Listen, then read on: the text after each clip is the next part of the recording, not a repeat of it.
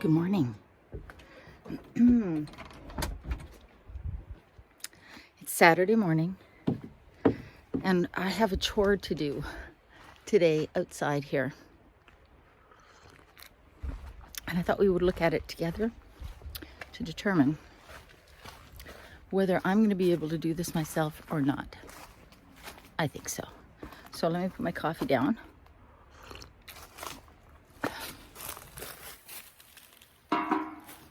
Let's have a look. So I'm not sure. Hold on a sec. Let's go up here. Yeah, we can see it better up here.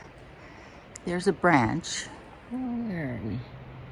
There's a branch that is just slightly rubbing on the roof. And it's causing a slight little sort of rubbing squeak sound when the wind blows. And it's annoying and it's distracting when you're trying to sleep. And it's just, where's it? Just there. And you saw it.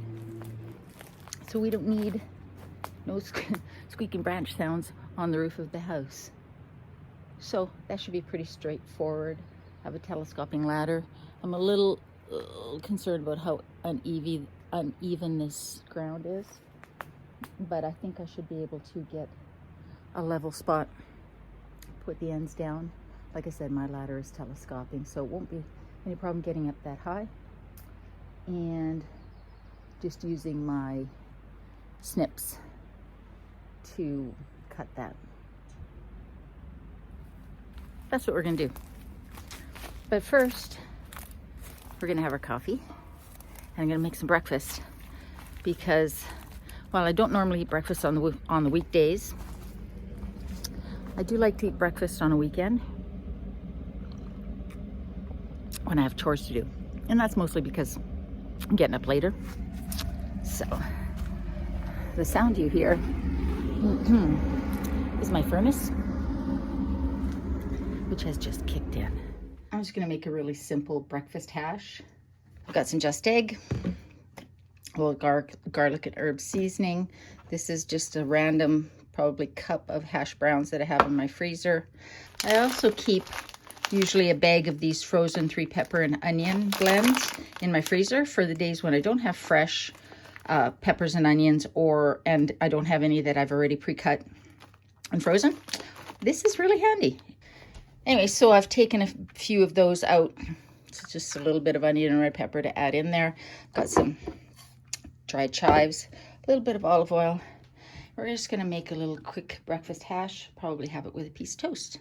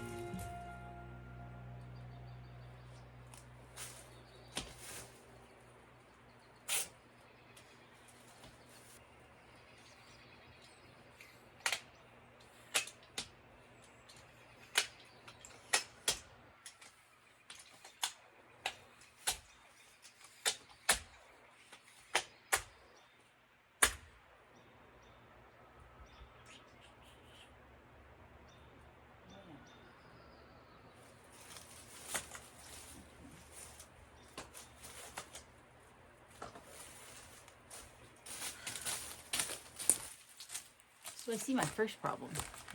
My first problem is that ladder doesn't reach the roof, but that branch is right over my window.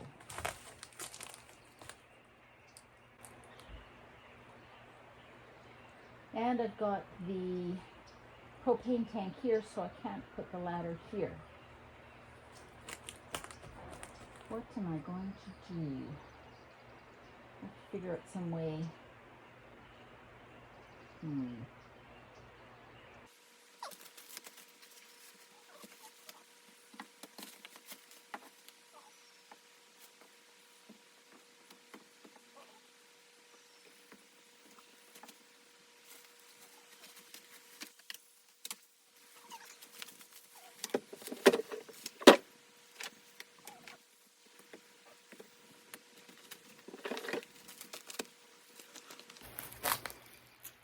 Why are projects never this simple? So I'm probably going to get myself a taller ladder, because that's something I should probably have anyways in order to get up onto the roof if I ever need to get up onto the roof. So if I get a ladder that takes me up to 14, 15 feet, that should be good. Well, we're doing a road trip. Now, I think we'll take the main highway because I want to get to Home Depot as fast as possible. And there's no point in taking the scenic route when you want to get back and get a project done. But this is just another example of how no project is as straightforward as you think it's going to be. And you always got to be adaptable. And really, nothing is a big deal. So let's go do that.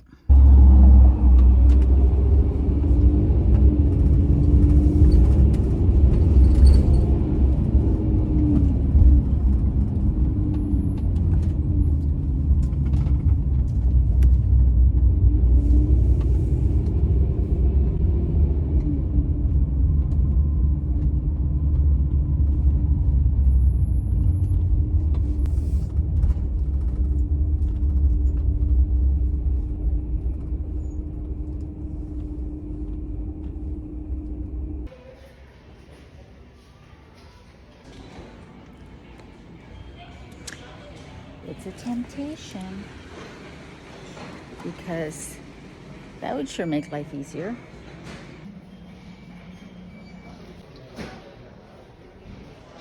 Why doesn't Rigid have a pole saw? I have the batteries for that. And that would make life so much easier. Okay, this is what I ended up with. It's a pole extension trimmer. It's got a little, it's got a saw, but it also has a trimmer, and there's the cord for pulling it. And it extends up to 16 feet. Decided this would be the best purchase. It wasn't cheap, it was $148, which